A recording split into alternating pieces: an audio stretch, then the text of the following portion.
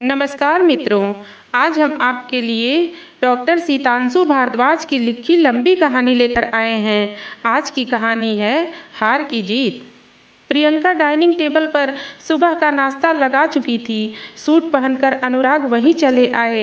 वे स्लाइसों पर मक्खन लगाने लगे, तभी फोन की घंटी बजने लगी। उन्होंने उसका चोंगा कान से सटाया। हेलो, उधर कोई रोगी था। उन्होंने कहा, मैं अभी 10 मिनट में आ रहा हूँ। प्रियंका प्यालियों में चाय डाल चुकी थी। अनुराग ने जल्दी जल्दी से नाश्ता किया और उठ खड़े हुए। उन्होंने पत्नी से कहा, मैं अभी 10 मिनट में आ रहा हूँ, रोगियों को बिठलाए रखना। अनुराग ने तौलिए से मुंह पोंछा। स्कूटर से वे रोगी को देखने चल दिए।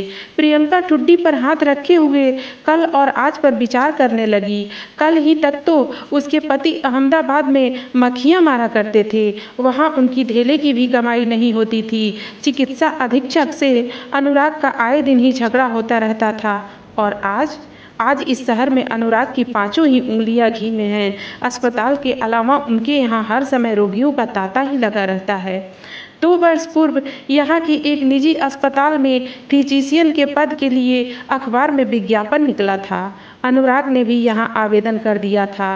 अगले ही सप्ताह उनके साक्षात्कार के लिए बुलावा आ गया था। देख अनुराग, डॉक्टर माखीजा बोले थे, इंटरव्यू पर बॉस को साफ साफ बता देना कि मैं नौकरी के साथ साथ निजी प्रैक्टिस भी करता रहूँगा।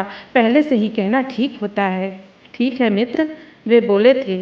अस्पताल के चिकित्सा अधीक्षक ने अनुराग को पसंद कर लिया था। वे बोले थे, ठीक है डॉक्टर, हम आपको रख लेते हैं। आपकी शर्तें? सर, मैं निजी प्रैक्टिस भी करता रहूँगा। अनुराग ने अपनी शर्त रख दी थी। ठीक है, चिकित्सा अधीक्षक मुस्कुरा दिए थे, हमें इस पर कोई एतराज़ न होगा। जब आप थक जाएंगे तब हमें बता देना। कर्म और भाग्य को लेकर उन दोनों में अक्सर ही वाद विवाद होने लगता था। प्रियंका ने कभी भी भाग्य को नहीं माना, किंतु अब वह उस पर विश्वास करने लगी। अनुराग तो सदा से ही भाग्य की महिमा गाया करते थे। नहीं अनुराग, वह उनकी धारणा का खंडन कर देती। कर्म ही तो आदमी को भाग्य के निकट ले जाता है। मैं कर्म ही नहीं, दुष्कर्म तक कर चुका हूँ डार्लिंग, अनुराग बोले थे। पर कोई भी मरा मेरे आवाज़ पर नहीं फटकता। यहाँ मैं यूं ही मक्खियाँ मारा करता हूँ, जबकि दूसरे डॉक्टर दोनों ही हाथों से चांदी बटोरा करते हैं। कालबेल की किराई। प्रियंका ने उठकर दरवाज़ा खोला। बाहर 2 मरीज थे। वह उनसे बोली, आप लोग तब तक बैठिए, वे 5 मिनट में आ रहे हैं। अनुराग रोगी देखकर आ गए। सुबह के 8 बजे थे। वे सीधे ही कमरे में जाकर रोगियों को देखने लगे। प्रियंका अपने आप में फिर से अकेली पड़ने लगी। मस्तिष्क में वही वैचारिक बवंडर उठने लगा, कल अच्छा था या आज। लो भाई, अनुराग ने उसे ढेर सारे नोट थमा दिए। भाग्य की कमाई संभालो, अब मैं अस्पताल जा रहा हूँ।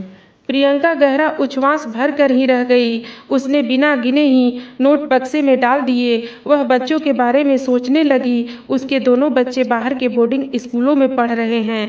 कल परसों ही तो उन्हें प्रिंसिपल का पत्र मिला है। उसमें लिखा हुआ था कि अंशुमन गलत बच्चों की संगति में पड़ गया है। पढ़ाई पर भी वह ध्यान नहीं दे पा रहा है। आखिर कोई कितना कमाए? प्रियंका ने स्वयं से ही प्रश्न किया। रुपया आदमी के लिए होता है। उसने स्वयं ही अपने प्रश्न का उत्तर भी दे दिया। आदमी रुपए के लिए नहीं हुआ करता, लेकिन यहाँ तो उल्टी गंगा बह रही है। उसके पति तो रुपयों के पीछे भागते आ रहे हैं। कमाई में वे कुबेर को भी पछाड़ना चाहते हैं। उधर उनका राजकुमार बिगड़ने लगा है। माँ बाप से दूर रह रहे बच्चे बिगड़ेंगे ही।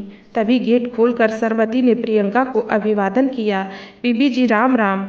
आ सरबती, प्रियंका मुस्कुरा दी। कैसी है री? बस बीबी जी। सरबती झाड़ू रखकर सीढ़ियों पर बैठ गई। दिन कट रहे हैं। तेरी बीमारी का क्या हाल है? मुझसे परहेज नहीं होता बीबी जी, सरबती बोली। मरूंगी तो कुछ खा पी के ही मरूंगी। चाय पिएगी? प्रियंका ने पूछा। हाँ बीबी जी, सरबती ने कहा। शक्कर जरा ज़्यादा ही डालना। अरे, तुझे तो मीठा मना है ना? आपके यहाँ क्या परहेज बीबी जी? सरबती ने गहरी सांस खींची। घर पे तो मैं खूब गुड़ शक्कर खावे हूँ। तेरे मर्द के क्या हाल हैं? प्रियंका ने पूछा। उसको तो कमाई से ही फुर्सत नहीं है, सरबती बोली। स्कूल के बाद 7-8 जगह काम करता रहता है। तुझसे बात भी नहीं करता? ना जी, उसे तो जोरू से ज्यादा नोटों से प्यार है। मैं चाय ला रही हूँ। प्रियंका किचन में चल दी। सरबती क्वार्टर की साफ सफाई कर चुकी थी। प्रियंका ने उसे फीकी चाय की प्याली थमा दी। ले चाय पी। सुड़क। सरबती मुस्कुरा दी। बीबी जी, 2 चम्मच शक्कर ला दो ना, मैं बिना मीठे के नहीं रह सकती। बेबस होकर प्रियंका को सरबती की प्याली में 2 चम्मच चीनी डालनी ही पड़ी। उसने कहा, देख, पथ्य परहेज से रहेगी तो कुछ दिन और जी जाएगी। किसके लिए जीना है बीबी जी? सरबती उदास हो आई। क्या बेजान दीवारों के लिए जीऊं? चाय पीकर सरबती किसी दूसरे घर की ओर चल दी। उसका प्रश्न प्रियंका को व्यथित करने लगा। उसके और सरबती के जीवन में कितनी समानता है। ऐसे में उसे सबिताबेन की याद हो आई। अहमदाबाद में वे उसकी पड़ोसन हुआ करती थीं। उनके डॉक्टर पति हमेशा ही 99 के फेर में रहा करते थे। सबिता दिन प्रतिदिन तनावग्रस्त होती गईं। अंत में उन्हें मधुमेह की बीमारी ने आ घेरा था। स्थिति यहाँ तक हो आई थी कि उन्हें रोज ही इंसुलिन के इंजेक्शन लगाने होते थे। अंत में वे दर्दनाक मौत की शिकार हुई थीं। याद कर प्रियंका कांप उठी। कहीं उसका हश्र भी वैसा ही न हो जाए। भविष्य को लेकर वह भयाकुल होने लगी। तमाम दिन वह मानसिक रुग्णता की शिकार रही। आज उसे बेटे बेटी की भी बहुत याद आ रही थी। पति ने ही उन्हें बोर्डिंग स्कूल में दाखिल करवाया था। शाम को अनुराग ठीक समय पर घर चले आए। बरामदे में बैठे रोगी पहले से ही उनकी प्रतीक्षा करते आ रहे थे। वे उन्हीं कपड़ों में कमरे में जाकर अपनी निजी प्रैक्टिस करने लगे। प्रियंका ने संकेत से ही उन्हें बुलाना भी चाहा, पर उन्हें तो रुपए बटोरने का लालच लगा हुआ था। 2 घंटे तक वे रोगियों को देखते रहे। रात्रि भोज के बाद अनुराग बिस्तर पर लेट गए। थकान से उनकी आंखों में नींद भर रही थी। पास ही लेटी हुई प्रियंका ने आशंका व्यक्त की, कहीं मेरी स्थिति भी सबिताबेन जैसी ना हो जाए।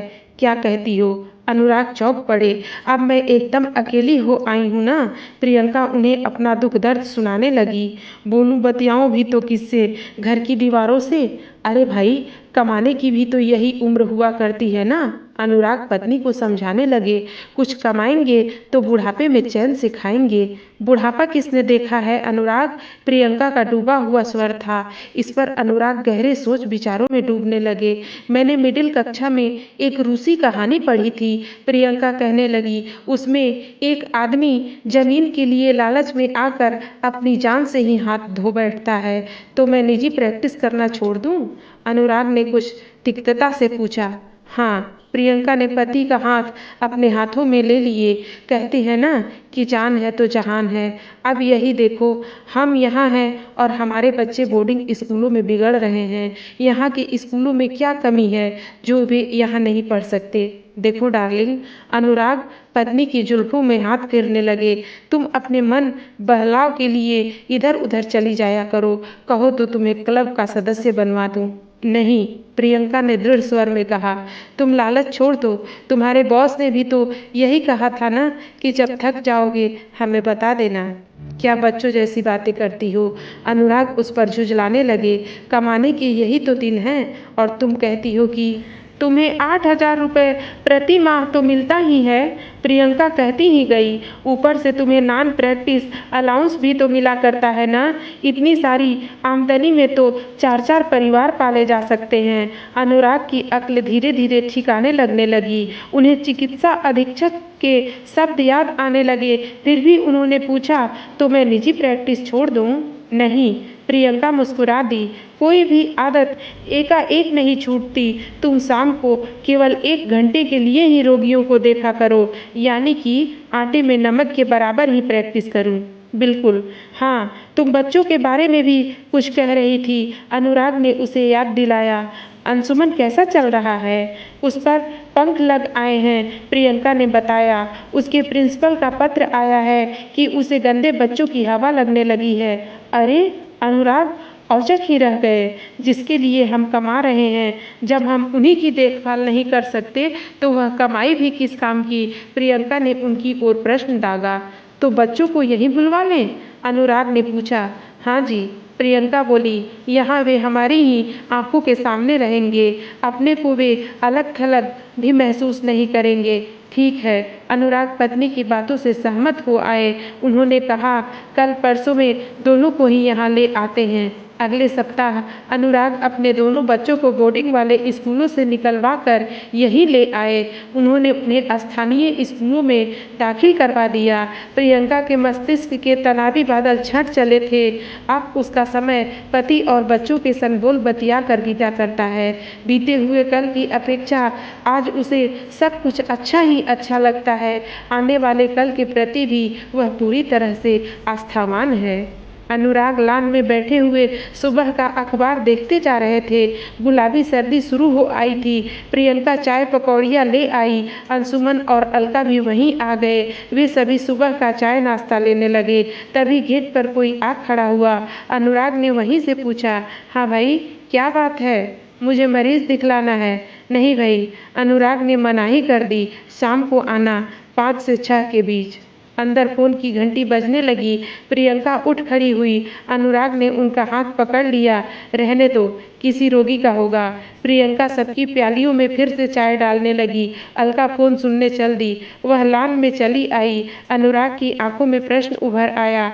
अलका बोली, कोई आपको बुला रहे हैं। मुस्कुराकर अनुराग चाय पीने लगे। उन्होंने बच्चों से पूछा, कहो मेरे बच्चों, यहाँ कैसा लग रहा है? बहुत बढ़िया पापा, अलका चहक उठी। अगर जमी पर कहीं स्वर्ग है तो यही है। तुम तो कवियत्री ही हो आई हो। अनुराग ने जोर का ठहाका लगाया। इस पर वे सभी हंसने लगे।